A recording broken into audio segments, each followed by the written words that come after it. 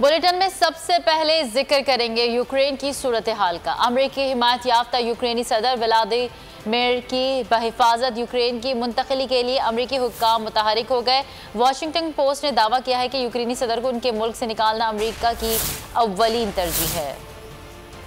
Washington post की जानिब से दावा किया गया है कि यूक्रेनी सदर को उनके मुल्क से निकालना अमरीका की अव्वलीन तरजीह है। ज़ेलेंस्की को रूसी फ़ौज से शदीद ख़तरात लाहक हैं, उनको गिरफ्तार करके मारा जा सकता है। अमरीकी हिमायत याफ्ता यूक्रेनी सदर व्लादिमीर ज़ेलेंस्की की बहिफाजत यूक्रेन से मुंतकली के लिए अमरीकी हुक्काम मुतहरिक हो गए हैं। वॉशिंगटन पोस्ट की जानिब से दावा किया गया है कि यूक्रेनी सदर को उनके मुल्क से निकालना अमरीका की अव्वलीन तरजीह है।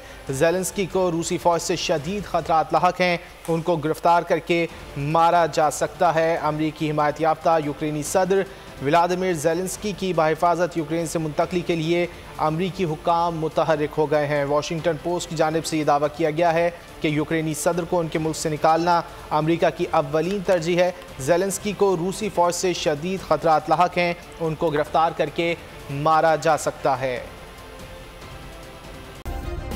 सब्सक्राइब करें और बेल दबाएं ताकि कोई खबर रह न जाए।